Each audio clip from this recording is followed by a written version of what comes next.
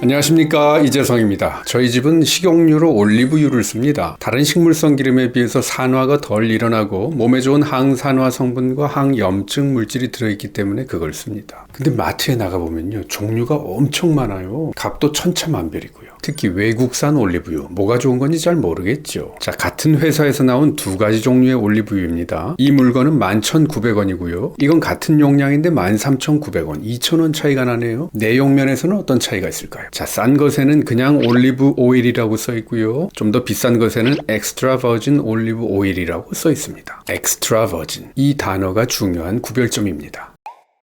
뒤집어서 라벨을 볼게요. 우선 비싼 것부터. 식품 유형에 보면 올리브유 옆에 괄호치고 압착 올리브유라고 써 있고요. 원재료 및 함량에 보면 압착 올리브유 100%라고 써 있습니다. 자, 이건 싼 제품의 라벨인데요. 식품 유형에 보면 혼합 올리브유라고 써 있습니다. 섞은 거죠. 어떻게 섞은 건지는 원재료 및 함량에 보면 나옵니다. 정제 올리브유 80%, 압착 올리브유는 20%라고 나옵니다. 좀 덜 좋은 거에다가 조금 좋은 걸 조금 섞은 거죠. 자, 지금 우리나라에서 구분하고 있는 올리브유의 개념이 세 가지가 나왔습니다. 첫째, 압착 올리브유, 둘째, 정제 올리브유, 셋째, 혼합 올리브유. 압착 올리브유는요, 기름을 짤 때 오직 물리적인 힘만을 가해서 짠 기름을 말합니다. 반면에 정제 올리브유는 열을 가하거나 또는 화학적으로 정제해서 만든 기름을 뜻합니다. 왜 정제를 하는지는 좀 이따 알아볼게요. 혼합 올리브유는요, 정제 올리브유에다가 압착 올리브유를 조금 섞은 겁니다. 자, 이제 이 제품의 앞면에 써있는 영문을 다시 볼게요. 조금 더 비싼 올리브유에는 엑스트라 버진 올리브 오일이라고 써 있습니다. 그런데 이건 그냥 올리브 오일이라고 써 있고요. 그 밑에 한 문장이 있습니다. 이 기름은 refined 올리브 오일과 버진 올리브 오일로 구성되어 있다는 말이죠. refined 올리브 오일은 정제 올리브유라는 뜻이고요. 버진 올리브 오일은 압착 올리브유라는 뜻이죠. 그러니까 정제 올리브유에다가 압착 올리브유를 조금 섞은 거라는 말이죠. 그리고 엑스트라 버진 오일을 섞은 게 아니라 그냥 버진 올리브유를 섞었네요. 그렇다면 여기서 궁금증이 생기죠. 엑스트라 버진은 뭐고 그냥 버진은 뭔가?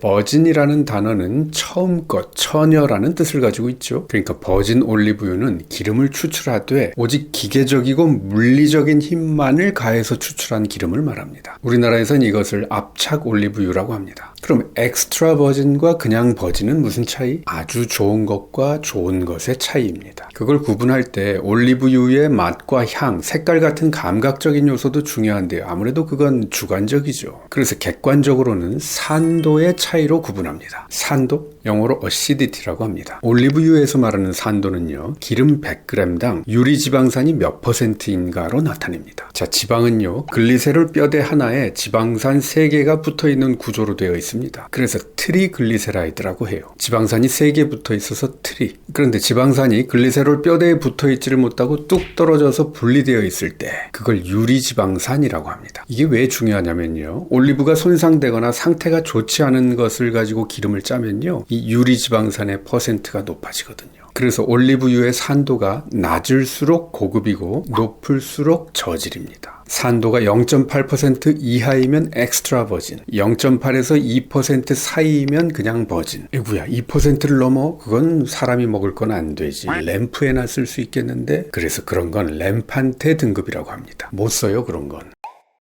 근데 기껏 힘들어서 올리브유를 짰는데 산도가 2%를 넘어가고 맛도 향도 컬러도 엉망이면 그거 그냥 버려요? 자, 유럽 올리브유 위원회의 문서입니다. 산도가 2%가 넘는 램판테 등급의 오일은 소비자에게 직접 판매하면 안 된다. 그럼 어떻게 해? 반드시 정제를 해서 정제 올리브유로 만들어야 된다. 네, 정제 올리브유는 그렇게 탄생하는 겁니다. 저질 기름을 정제해서 쓰는 거죠. 가열을 해서 안 좋은 냄새를 날려버리기도 하고 또 높은 산도를 잡기 위해서 화학적으로 중화시키는 처리를 합니다. 그 결과 산도는 0.3% 이하로 맞춰집니다. 오, 산도가 낮으니까 좋은 거 아니야? 하지만 그 출신을 생각해야 됩니다. 원래 핫바리 등급이던 것을 화학적으로 처리해서 인위적으로 산도를 낮춘 거거든요. 자, 여기를 다시 보세요. refined 올리브 오일은 올리브유 특유의 향, 맛, 그리고 색이 거의 없다. 그래서 정제 올리브유는 소비자에게 직접 팔 수는 없는 기름이다. 정제 올리브유를 판매하고 싶으면 이렇게 구성해서 팔아라. 여기 써있죠. 정제 올리브유에다가 버진 올리브유를 섞어서 팔되 산도가 1% 이하가 되도록 맞춰서 팔아라. 그게 바로 혼합 올리브유입니다. 보통 이런 제품들의 정제 올리브유와 압착 올리브유의 비율은 8:1 내지 9:1 정도 됩니다. 그러니까 여러분이 외국산 올리브유를 볼 때요, 버진 또는 엑스트라 버진이라는 단어가 없고 그냥 올리브 오일이라고만 써 있으면 이건 정제 올리브유에다가 버진 올리브유를 조금 섞은 거구나, 이렇게 이해하시면 됩니다. 그런데 여러분, 이거는 그냥 올리브 오일이 아니라 퓨어 올리브 오일이라고 써 있네요. 순수한이라는 뜻을 가진 퓨어, 그냥 마케팅적인 표현일 뿐입니다. 올리브 오일에다가 엑스트라 버진이라는 말은 못 붙이고 그냥 올리브 오일이라고만 쓰려니까 이거 모양 빠지잖아요. 그래서 퓨어라는 멋진 단어를 붙인 겁니다. 뒤집어서 한글 라벨을 볼게요. 정제 올리브유 80%, 압착 올리브유 20% 혼합한 혼합 올리브유일 뿐입니다. 퓨어는 튀김용이다 이렇게 알고 있는 분들이 있죠. 그게요, 뭐 그렇게 썩 좋은 오일은 아니니까 그냥 튀김 만들 때나 쓰라는 말입니다. 물론 정제 올리브유는 화학적으로 산도를 낮춰놨기 때문에 그 발연점이 높아요. 그래서 튀길 때 잘 타지 않죠. 하지만 그 제품이 산도가 1%인지 0.5%인지 표시해 놓지 않았다면, 그게 산도 0.2%의 엑스트라 버진급 올리브유보다 발연점이 정말 더 높을지는 모르는 일입니다. 정제 올리브유는요, 그냥 소비자한테는 직접 할 수 없는 기름이에요. 거기에 올리브유 10% 20% 넣은 거 이거 별로 사고 싶진 않아요, 저는. 그리고 또 한 가지 헷갈릴 수 있는 게 있어요. 이 제품은 엑스트라 버진이 아니라 엑스트라 라이트라고 써 있어요. 엑스트라 라이트? 이것도 마케팅적인 표현이죠. 뒤집어서 표시사항을 보면요, 이건 정제 올리브유가 95%이고 압착 올리브유는 5%밖에 안 넣은 거예요. 엑스트라 버진과 엑스트라 라이트를 헷갈리지 마세요. 정작 중요한 단어는 버진입니다. 엑스트라가 아니라.